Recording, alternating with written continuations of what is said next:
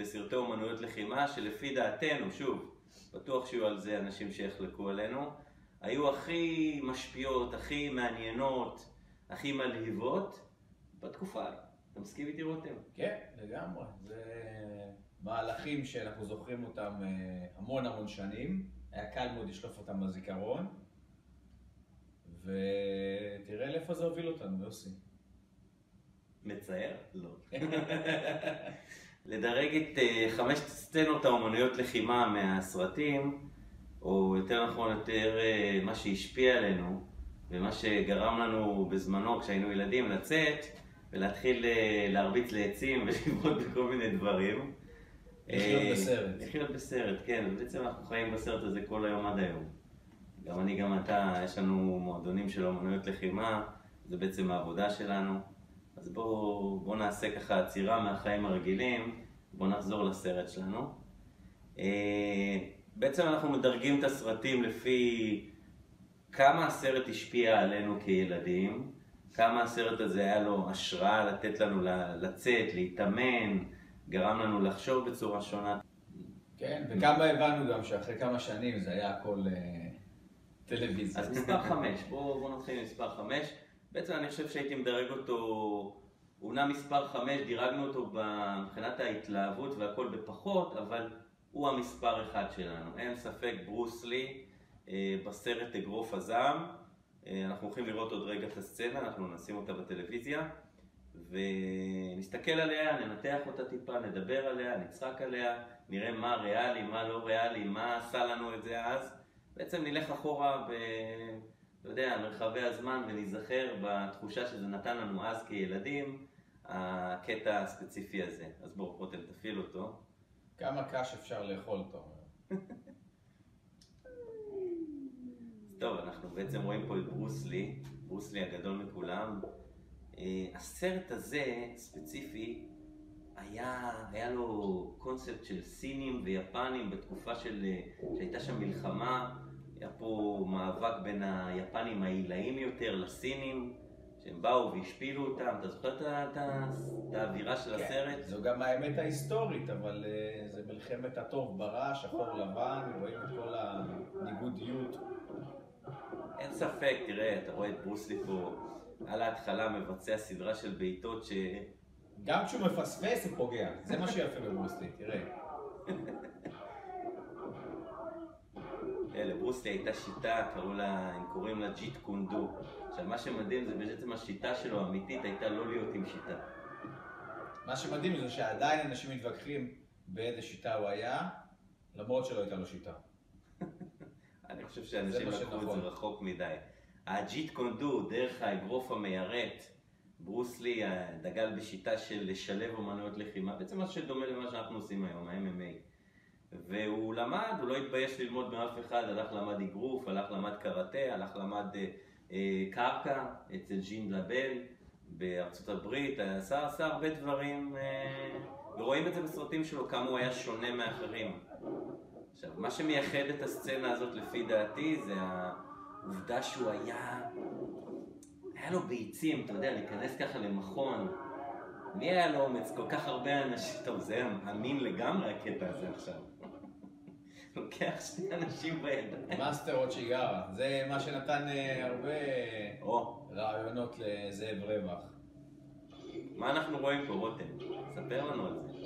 קודם כל זה לא יפה שהוא מרביץ לחגורות הלבנות. לא באמת. תראה איך הם מפחדים. זה כאב. תשמע, נונצ'קו ללא ספק כלי רצחני. ברוס לי ידע להשתמש בו היטב. היה מהראשונים שהשתמשו בו, אולי הראשון על המסך. אתה יודע, יש לי ככה אהבה לקטעי היסטוריה של קולנוע. יש לי בבית כל מיני סרטים של מאחורי הקלעים. ואני בדרך פעם יושב ורואה כמה פעמים לקח לברוס לי להכין סצנות כאלו. ותשמע, זה לא היה דבר פשוט, זה לקח לו הרבה זמן. זו בעצם האומנות, תראה, ברוס לי הוא לא באמת בחור שגדל בתוך האומנות לחימה, עם כל הכבוד, בחור שנולד בסן פרנסיסקו. כן, אבל בוא לא נשכח שהיה לו עבר בהונג קונג, שבגללו... כן, אבל עם אומנות לחימה, האומנות לחימה עצמה, אנחנו יודעים שהיא לא יפה כל כך לצילום. אתה צריך פה לעשות כוריאוגרפיה ולהבין איך עובד סרט. זו הייתה הגאונות של ברוסלי, הוא ידע, היה לו עין למצלמה, הוא ידע בדיוק מה עובד מול המצלמה, והוא ידע מה גם עובד בחיים. עכשיו, הרבה פעמים נאמר שהוא ייעט את התנועות שלו כדי שזה ייתפס במצלמה, כדי שיראו את זה טוב. זה לא דבר כזה פשוט לעשות, זה הרבה עבודה, וברוסלי ללא ספק היה אומן גם באומנות לחימה וגם בסרט. ללא ספק סצנה שתיזכר לשנים רבות, סצנה שהשאירה הרבה רושם לפי דעתי טוב. עכשיו, אנחנו היינו אז בזמנו אנשי הקראטה ואנשי בתחילת דרכנו, היה לי קשה קצת לראות שהחבר'ה של הקראטה מפסידים, אבל ללא ספק ברוסלי הוא באמת היה גדול מכולם. אבל זה מאמן קראטה טיפוסי, אתה רואה שהוא באוברווייט. אין מה לעשות, הוא אכל יותר מדי, ועכשיו... לא עושה מספיק עליות בטן. עליות? דרך אגב, אם אני לא טועה, ואני חושב שאני לא טועה, המועדון הספציפי הזה הוא לא קראטה, הוא ג'יוג'יצו יפני. אם אני לא טועה, אם הזיכרון שלי אינו מטעה אותי, הסצנה הספציפית הזאת, זה ברוסלי, הוא נכנס למועדון של ג'יוג'יצו יפני ולא של קראטה, למרות שהם לובשים חליפות מאוד דומות.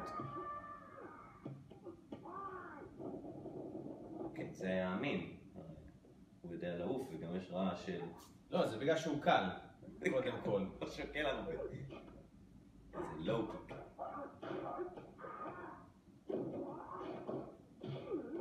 זה היה בתקופה שעוד המזרונים לא נכנסו, אתה יודע. היה מחצלות. מה שיפה זה שהיום אתה רואה את זה ביוטיוב, אז אתה שומע את הסאונד שהוא ביחד עם המכה. אבל במקור, בסרט, הסאונד היה תמיד אחרי המכה. אוקיי, רותם, אנחנו מתקדמים לסצנה הבאה. עברנו עכשיו לסטיבן סיגל, עוד בחור חלקלק. סטיבן סיגלית. סיגלית. בחור בעייתי, אני חייב להגיד, יש עליו הרבה...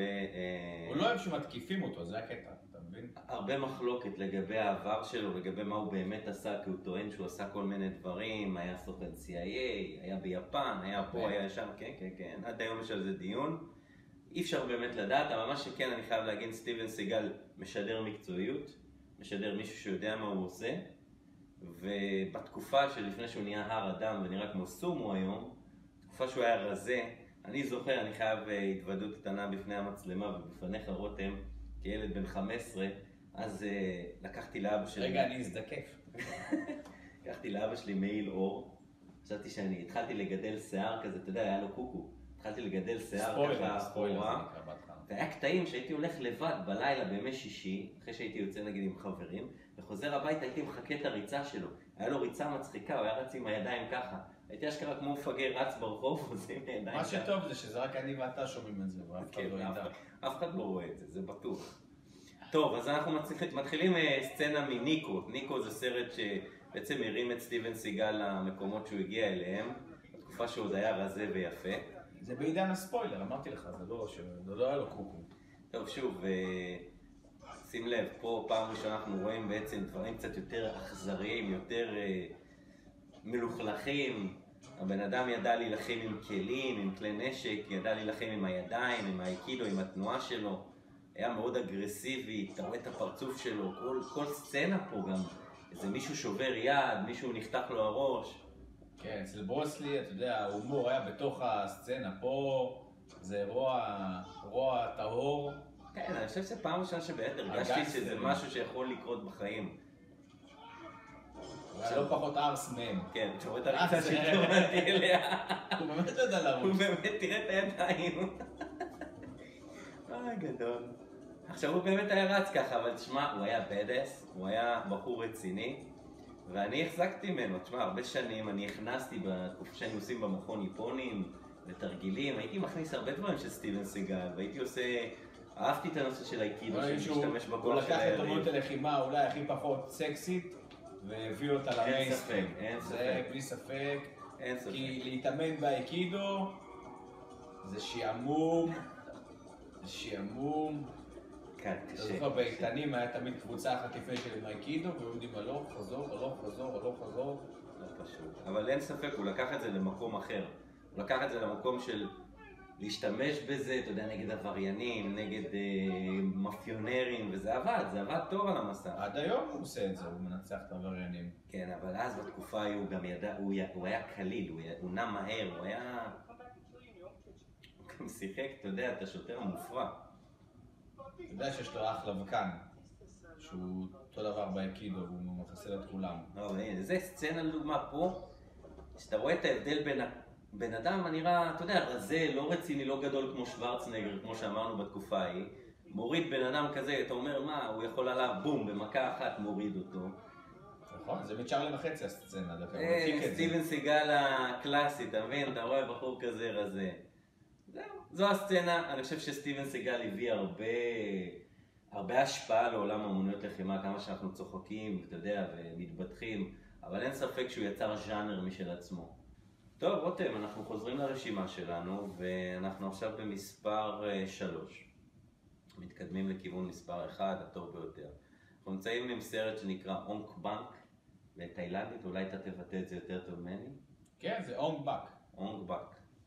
אוקיי. בעצם, שוב, אנחנו, בהתייחסות שלנו, אנחנו רוצים משהו מיוחד, שונה. הרי יצאו כל כך הרבה סרטי אומנויות לחימה במשך השנים, שאין ספק שאנחנו חיפשנו דברים שהם שונים, שהם מיוחדים, שהם אחרים. ואונק בק, בעצם השחקן, טוני ג'ה, נכון? אני מבטא את השם שלו נכון, טוני ג'ה, הוא היה משהו אחר על המסך, שוב, הביא את מוי ברן, איך אומרים את זה? מוי בורן? מוי בורן, אומנויות לחימה תאילנדית מסורתית. כן, בעצם זה המקור של האגרוף התאילנדי, לא? כן, של המוי תאי. כן. אולי רותם, אתה תיתן לנו קצת יותר רקע על זה, כי אני פחות חזק ברקע. אני חזק ברקע, אבל טוני ג'ה הוא קודם כל הכוכב הכי גדול, לא יודע, אם במזרח, או אתה יודע, הוא המחליף של ברוסלי. באמת? כן, אתה יכול להיכנס בבנקוק לכל קניון, אתה רואה בובת שעבה שלו ואנשים עומדים ומצטלמים כמוהו. האמת שיש לי תמונה עם הבובת שעבה הזאת בבנקוק. ויש מלא כאלה, ואתה רואה אותו כאילו, תשמע, זה... טוב, אין ספק שהוא עם יכולות פיזיות יוצאות דופן. אני לא ראיתי הרבה אנשים שמסוגלים לזוז כמו טוני ג'ה. כן, ואונק בק זה סדרה שכבר של סרטים מאוד מאוד מצליחה. מה שיפה, אתה רואה בתנועה של רותם, זה השימוש במרפקים, בברכיים, שכמעט ולא משתמשים בו במובן הקלאסי של האגרוף התאילנדי. פה אתה רואה ממש שהוא מכניס קאטות שלמות של אגרוף תאילנדי, שזה מצחיק שאני אומר קאטה במושג של אגרוף תאילנדי, אבל באמת יש להם כמה סדרת, אתה יודע, חזרה על תנועות כזו, שמזכירה את הקאטה היפנית. וממש רואים את זה אצלו בתנועות, איך הוא משתמש, אתה רואה, הוא עוצר את המרפקים והתנועות של הברכיים, שהן מאוד מסורתיות, הן מאוד תאילנדיות מסורתיות, נראה כמו הציורים הישנים האלו שיש לך בשירותים במכון. נכון? נכון, הבחור הזה שאמר לי, איך אתה שם תמונות של תרגילים בשירותים? אתה מבין? זה מבזה את האמנות לחימה. אתה מבין, רותם? אתה רואה שהחליפו את החליפות קראטה בחליפות של הייטק, וכולם עם חליפות, זה סוג של מטריקס, אתה יודע. ממש מטריקס התאילנדי. התאילנדי, בדיוק. אוקיי, אז הבנו מה הוא עושה. כן, אבל אין ספק שהרבה מהקטעים פה הם לא ריאליסטיים, הם לא משהו שאתה יכול להשתמש בו ברחוב, אבל כי עדיין, אתה יודע, אתה לא נלחם נגד כמה יש פה 20 30 הוא החזיר לאופנה, אני אגיד לך מה צריך לשים לב פה, הוא החזיר לאופנה, וזה באמת נכון, את האולסטאר. הנעליים של האולסטאר. אתה צוחק על האולסטאר, לי יש לא צוחק על האולסטאר, אני רק אומר שהוא עושה את זה בשנים שהתחיל האולסטאר עם ברוס לי, והוא מחזיר את האולסטאר לאופנה, אני חייב לעצור אותך רגע. הוא קושר אותם לא כמו שהיה צריך לקשור את האולסטאר. אתה יודע מה תמיד אהבתי בסרטים האלו? שכולם שוכבים על הרצפה, ואף אחד לא חושב לתקוף אותו בו זמנית. זה תמיד יש להם סדר התקפה. אני תוקף עכשיו, בינתיים 30 אחרים שיחכו, ואז השני. מה, זה קטע של כבוד? אני אגיד לך, הנה שוב אתה רואה איך מחליפים את השחור והלבן, תמיד אותו עולם... זה התנועה באמת שייחדה אותו, הקפיצות, העמידות, הברך בקפיצה, העמידה של התאילנדי. זה לא הברכיים האמיתיות שלו. זה ברך של סוס בעיקרון. מי שלא שם לב עד עכשיו בסרטון שאנחנו עושים, רותם הוא הסיידקיק הקומי שלי. אני לא סיידקיק, אני פושקיק. הנה, בלוקים, לואו-קיק, איפה ראית את זה בסרטון? מרפק לראש. זה נראה כואב, גם שזה לא פוגע, זה נראה כואב. אכזרי ביותר. אונגבק ללא ספק, אחד הקטלניים. אני קורא לו אונגבק, זה כבר נהיה, אתה יודע, מושג, אבל ללא ספק, הוא באמת, הסרט הזה, זה מה שעשה אותו. כמו דברים כאלה שאתה כבר... כמו שהיום להגיד. וואו, זה אכזרי, אחי. יש לו תנועות עם המון כוח. אבל שוב, אתה רואה, התנועה היא מאוד מסורתית, מאוד עתיקה. משהו שהוא דומה קצת לקוף בתנועות שלו. לא? זה מאוד מזכיר קצת תנועה של בעל חיים. בלוק הצלבה, ראית מה זה רותם? איפה חשבת שתראה לואו-קיק, הסתה? כן, לא, יש פה הרבה תנועות של... למי שמחפש את הדמיון, אז באמת כל אומרת הלחימה במזרח בסוף נפגשות. זה אותן תנועות ואותו רעיון ואותו דבר, רק באמת בצורה טיפה שונה. אני חושב שטוני ג'ה הצליח לעשות את מה שסטיבן סיגל עשה לאייקידו. להפוך את האגרוף תאילנדי למשהו יפה, למשהו רומנטי, למשהו מעניין. משהו שנגיד סרטים כמו קיקבוקסר של ונדאם פחות הצליחו לעשות. כי ונדאם לא באמת שהראה שם את האגרוף התאילנדי, הוא כאילו נכנס לעולם של האגרוף התאילנדי עם הבעיטות היפות שלו ועם התנועות היפות שלו, אבל הוא לא באמת הביא את האגרוף התאילנדי האמיתי. אני חושב שטוני ג'ה מצליח לעשות את זה, מצליח להראות לך מה זה לוחם, גם המראה שלו, אתה יודע, הוא בכל זאת הוא תאילנדי, עוזר לחזק את המימד הזה של האגרוף התאילנדי על המסך, ואין ספק שהוא עושה את זה בצורה מדהימה. נעבור לסרט הבא. כן, קורא. אוקיי, אנחנו עוברים למספר 2, לשתיים הגדולים שלנו, בתוך הסרט ספורט הדמים עם ונדאם. סצנה שרותם בחר. רותם, בוא תגיד לנו למה בחרת אותה, מה השפיע עליך כל כך? דבר שלנו, אין ספק שספורט הדמים היה סרט יוצא דופן, חדש, הוא היה הדבר האמיתי. השם, ספורט הדמים. כן, הוא היה הדבר האמיתי, ראינו כאן דברים שלא ראינו אף פעם, גם מבחינת התנועה, גם מבחינת באמת, זה היה הסרט. זה היה הסרט שצריך שראינו אותו בכבלים הפיראטיים. נכון, זה היה סרט שהוא מצד אחד חצי פיראטי, מצד שני יש בו את כל המרכיבים של מה שאנחנו אוהבים בסרט כזה. אין ספק, הסצנה הזאת הייתה מיוחדת, כי אתה רואה בחור כזה קטן כמו ונדאם, מול הסומו הענקי הזה. אני לא בטוח שהוא סומו דרך אגב, כאילו, אבל... אם הוא סומו אז הוא קטן. כן, יחסית לסומו, כי הוא גם שרירי. כן. אבל ללא ספק, הלוחם הזה פה שעומד מולו זה נפיל, גבוה, ואני עמדתי פעם אחת ליד ונדאם, ונדאם לא בחור נמוך בכלל, הוא לפחות איזה 1.80 מטר. והבחור השני, הוא ענק, תראה, זה 2 ראשים מעליו. והוא נותן לו פה את המכה הזאת לגוף, את הדי-מק, הוא נותן לו לתוך הגוף. ואז החלק שאתה אוהב רותם, ספר לנו. זה החלק המפתיע, זה החלק שהוא בהילוך איטי, והוא עדיין אתה הכי זוכר אותו תמיד מהכל. כן, אין ספק, חלק חזק. הוא שולק לו את הביצים. אין מילים אחרות. ומראה לו גם שהוא העלים לו אותם. בנון שלנט עכשיו הוא בא ופשוט... הוא גם העלים לו אותם. כן. איזה שק של בשר. הדבר הענקי הזה נופל, ואתה שומע את הרעש, גם הוסיפו טופים כאלו ברקע. ללא ספק, זה היה קטע סצנה חזקה, ושהשפיע, תשמע, אני אחר כך עשיתי לא מעט פעמים פיסוקים שכמעט קראו לי את הרגליים, ועשיתי, אתה יודע, את התנועה עם היד מלמטה, ואין ספק, זה סצנה משפיעה, סרט משפיע, ספורט הדמים, ללא ספק.